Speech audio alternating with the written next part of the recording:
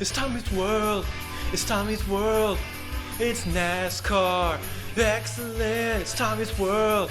It's Tommy's World.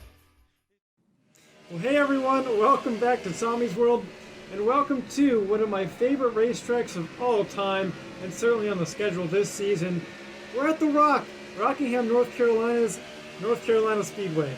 I'm telling you what, Joe, they don't get much better than this track. You got different turn 1 and 2, different turn 3 and 4, a unique layout that always produces great racing.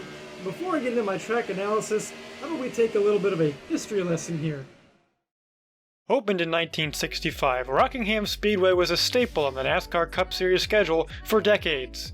This 1-mile track is unlike any other of its length. With 22 degrees of banking in turns 1 and 2, and 25 in 3 and 4, the unique layout provides great racing that has always put on a thrill.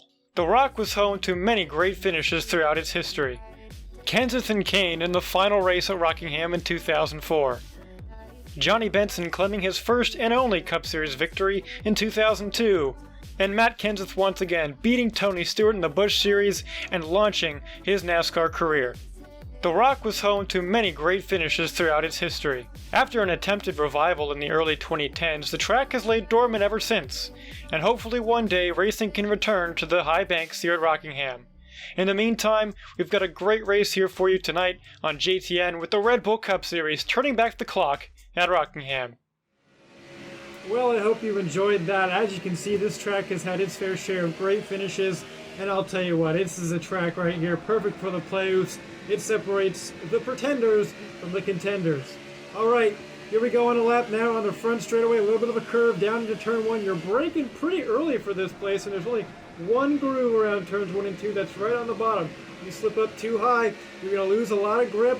Cars might spin out up there, Joe. It's going to be pretty testy up there. Now we're into 3, braking again a little bit. It's a faster corner than 1 and 2. You might see a lot of passes through turn number 4 onto the front straightaway.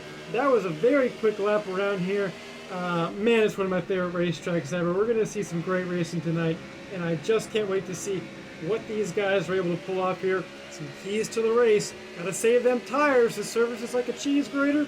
And watch out when you're side by side entering the corners. The guy in front of you or you don't get loose and spin out. Alright, Joe, that's it for Tommy's World this week. Look forward to Kansas Speedway in a couple weeks. We'll have a great SpongeBob themed race there and a nice SpongeBob themed Tommy's World.